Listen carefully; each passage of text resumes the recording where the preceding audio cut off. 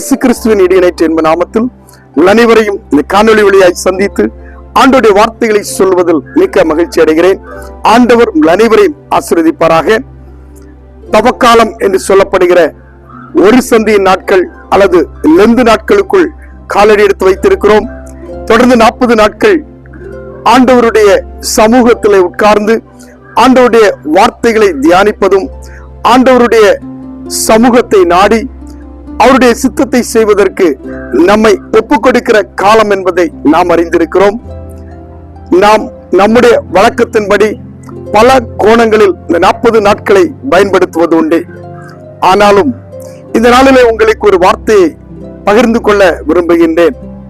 பரிசுத்த வேதாகமத்தில் ரோமருக்கு எழுதின நிருபத்திலே பவுலடியார் சொல்லுகின்ற பொழுது 12வது அதிகாரம் அதனுடைய 2வது வசனத்திலே, நீங்கள் இந்த பிரபஞ்சத்திற்கொத்த வேஷம் தெரியாமல் தேவனுடைய நன்மையும் பிரியவுமான பரிபூரணவுமான சித்தம் என்னதென்று பகுத்தறியத்தக்கதாக உங்கள் மனம் புதிதாகிறதுனாலே மறுரூபமாகுங்கள்.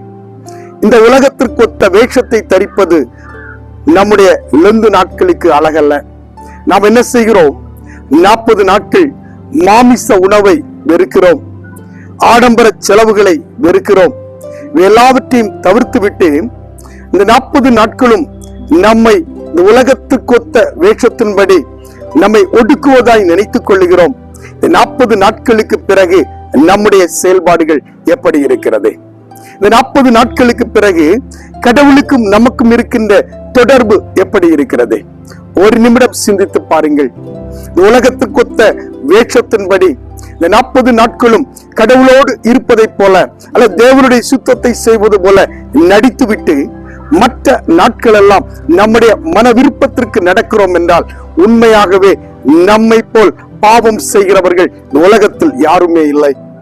முதலாவது நம்முடைய இருதயம் ஆண்டவரோடு இருக்க வேண்டும்.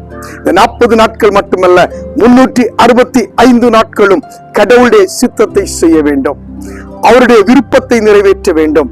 அதை விடுத்து இந்த 40 நாட்களும் கடவுளோடு இருக்கிறேன், பரிசுத்த வேதாகமத்தை படிக்கிறேன், அவருடைய சித்தத்தை செய்கிறேன், பல மணி நேரம் ஜபிக்கிறேன் என்பதிலே அர்த்தமில்லை. நீங்கள் ஒவ்வொரு நாளும் ஜபிக்க வேண்டும். இந்த 40 நாட்கள் மட்டுமல்ல, ஒவ்வொரு நாளும் கடவுளுடைய விருப்பத்தின்படி நடக்க வேண்டும். ஒரு சிறுமியுடைய நிகழ்வை உங்களுக்கு சொல்ல விரும்புகின்றேன். யூத மார்க்கத்தை சார்ந்த ஒரு சிறுமி கடவுளை அறிந்து கொண்டாள், இயேசு கிறிஸ்துவுக்கு தன்னை அர்ப்பணித்தாள். தன்னுடைய பெற்றோருக்கு தெரியாமல் ஒவ்வொரு நாளும் ஜபித்து வந்தாள். ஒரு நாள் தகப்பனார் இந்த சிறுமியை கவனிக்கின்ற பொழுது முழங்காலில் நின்று ஏதோ பேசிக் கொண்டிருந்தாள். என்ன என்று அவர் கேட்ட பொழுது அந்த சிறுமி சொன்னாள், நான் இயேசு கிறிஸ்துவோடு ஜபித்துக் கொண்டிருக்கிறேன், அவரோடு பேசிக் கொண்டிருக்கிறேன். இந்த தகப்பனார் அந்த சிறுமியிடம் இயேசு கிறிஸ்துவை மறுதலி என்று சொல்லி தாக்க ஆரம்பித்தார். பலம் கொண்ட மட்டும் தாக்கினார். உடலெல்லாம் காயம், குற்றுயிரும் குறைவீருமாய் தாயார் மருத்துவமனையிலே அந்த சிறுமியை சேர்த்தார்கள்.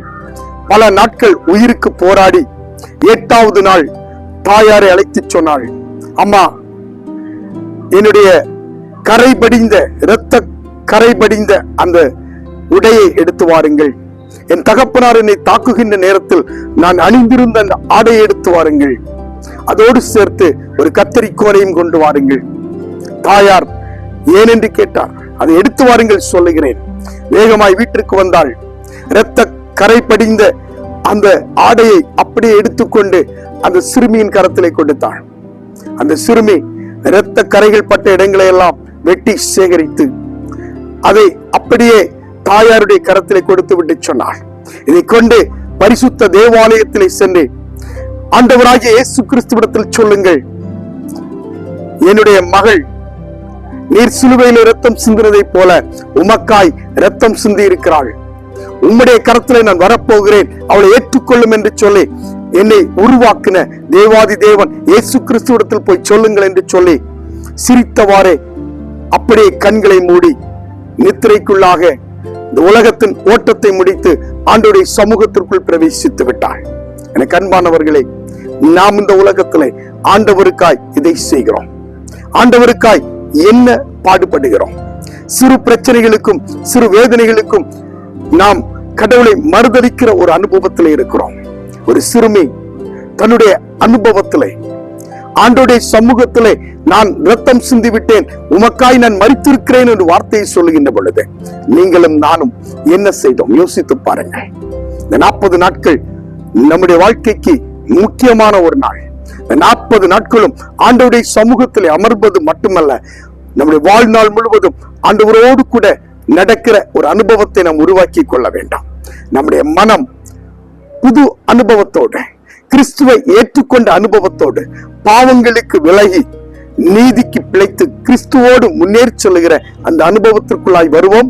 40 நாட்களும் உங்களுக்காய் நான் ஆண்டவருடைய வார்த்தைகளை இந்த காணொளி வழியாய் பேச போகிறேன். ஜெபத்தோடு கூட இந்த வார்த்தைகளை கேட்பீர்கள் என்று சொன்னால் நிச்சயமாய் உங்கள் வாழ்விற்கு ஆசீர்வாதமாய் இருக்கும்.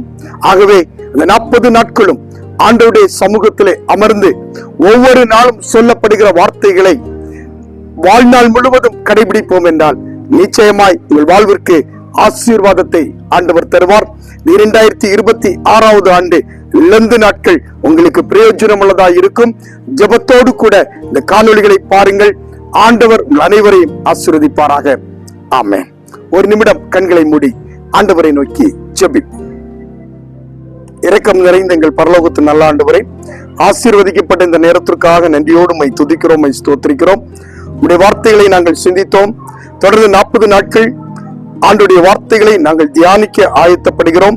ஒவ்வொரு நாளும் தடையின்றி காணொளிகளை பதிவிட செய்ய ஆண்டவர் எங்களை கிருபை செய்வீராக.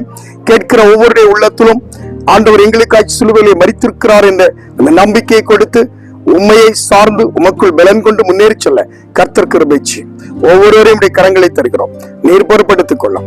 இயேசு கிறிஸ்துவின் வழியாய் வேண்டுகிறோம், ஜெபம் கேளும் நல்ல பிதாவே, ஆமென். கிறிஸ்து இயேசுவுக்குள் என மிகவும் அன்பானவர்களே, ஒருமுறை கூட உங்கள் அனைவரை வாழ்த்துகிறேன். இந்த 40 நாட்கள் ஆண்டவருடைய வார்த்தைகளை கேட்பது மட்டுமல்ல, இந்த வார்த்தைகளை மற்றவர்களுக்கும் பகிர்ந்து கொடுங்கள். அநேகர் இதன் வழியாய் ஆண்டவருடைய வார்த்தைகளை கேட்டு பயன்பெறவும், ஆண்டவருடைய பிரசன்னத்தை உணர்ந்து கொள்ளவும், பாவமில்லாத ஒரு வாழ்க்கை வாழ்ந்து ஆண்டவருக்கு பிரியமானவர்களாய் இந்த உலகத்துக்கு ஒத்த வேஷம் தெரியாதபடி கடவுளுடைய சுத்தத்தை உணர்ந்து கொள்ள அது உதவியாயிருக்கும். அநேகருக்கு இதை பகிர்ந்து கொடுங்கள். ஆண்டவர் உங்கள் அனைவரையும் ஆசீர்வதிப்பாராக. ஆமென்.